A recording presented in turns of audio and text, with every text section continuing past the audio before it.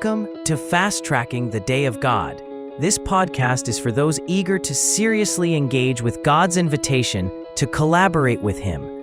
This collaboration isn't merely an option, it's a foundational partnership, utterly integral to our restoration and the healing of a broken world.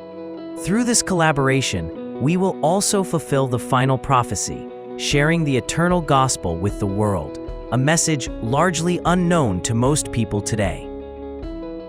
Beyond a historical grammatical analysis, our focus will be on the subject's connection to the great controversy and, more importantly, to our definitive liberation from our mortal condition, the restoration of God's original image within us. From its very beginning, the controversy has been a struggle between those who worship the Creator Lord and those who worship creation in its diverse manifestations. Worship of the Creator offers humanity liberation and freedom from the chains of death.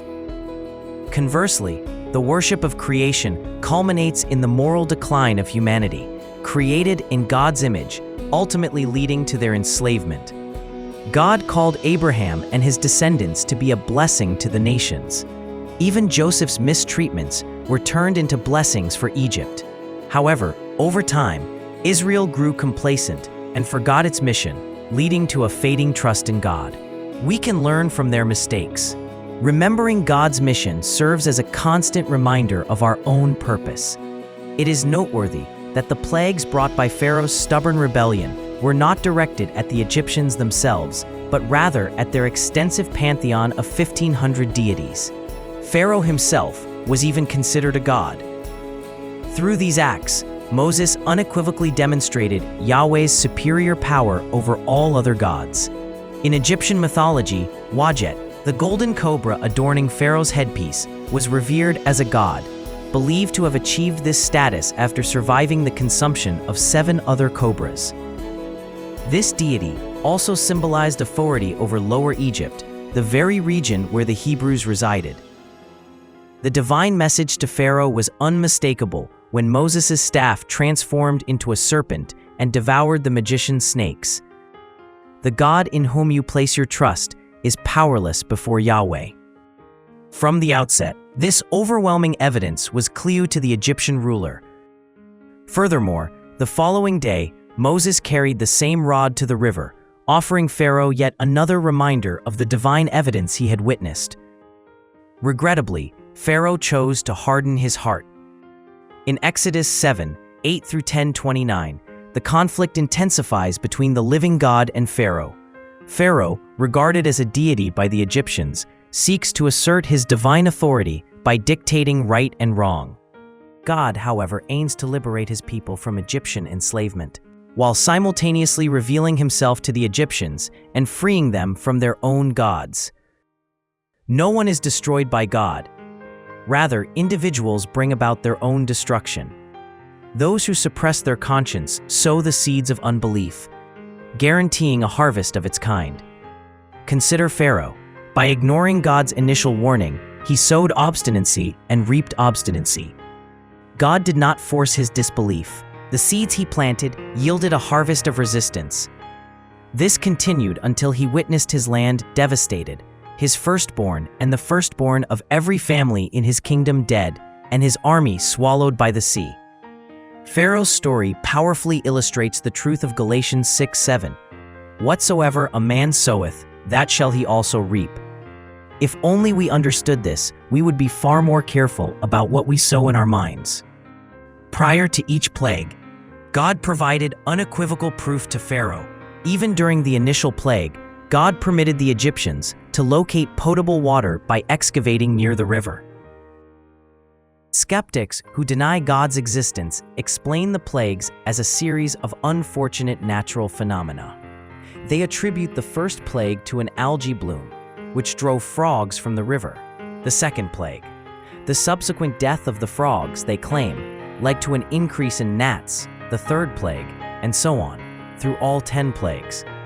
This naturalistic explanation, however, necessitates a denial of scriptural authority and contradicts even a superficial reading of the biblical account. For instance, after the second plague, Pharaoh asked Moses to intercede for him and remove the frogs. Moses responded by asking Pharaoh to name the time he wanted the frogs gone, and Pharaoh chose tomorrow. This demonstrates God's direct involvement and even his grace in allowing Pharaoh to choose the timing. By the third plague, even Pharaoh's magicians recognized it as the finger of God. The fourth, fifth, and sixth plagues, flies, dying livestock, and boils, highlight the absurdity of at least three more Egyptian deities: the fly god, the scarab beetle, the cow and bull gods, and even the goddess of medicine. God clarified that these were not random events, but targeted actions that intensified as Pharaoh's heart hardened. God offered stronger evidence, enabling the monarch to save himself, his family, and his nation. The plagues attacked Egypt's gods, which enslaved the people by dominating their minds, emotions, and actions, leading to widespread disconnection from the only source of truth, life, and happiness. Individuals were completely consumed, living idolatrous lives driven by magic, directly opposing the worshipful freedom offered by the living Creator God. Today, many people are enslaved and unhappy. We have the great honor to engage in the noblest work of all. The seventh plague provided Pharaoh with further evidence and another chance to halt Egypt's destruction. It also offered the Egyptians, who began to trust God, an opportunity to save their possessions. As the miracles became more specific, it grew increasingly difficult to attribute them to chance. The eighth plague continued to expose the foolishness of the Egyptian pantheon. The ninth plague directly challenged Ra, the sun god and principal Egyptian deity.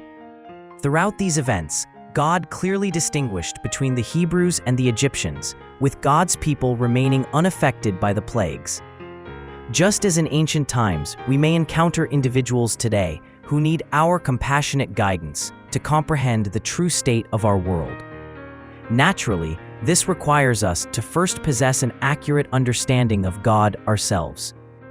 Pharaoh's repeated refusals stemmed from his trust in his own gods over the one true God.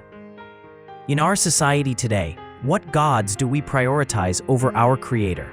How can those unfamiliar with the God of the Bible come to know Him if we, who do know Him, fail to share that knowledge?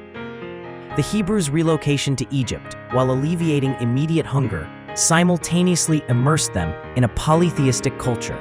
Over time, their devotion waned, and their understanding of the Lord became a distant memory. God permitted their suffering under Egyptian tyranny, in part, to illustrate the destructive influence of idolatry. Through his encounters with Pharaoh, the Lord unequivocally demonstrated his disapproval of idolatry and his determination to punish oppression. Pharaoh's heart was not supernaturally hardened. Rather, God presented him with irrefutable proof of divine power, yet the monarch defiantly resisted the truth.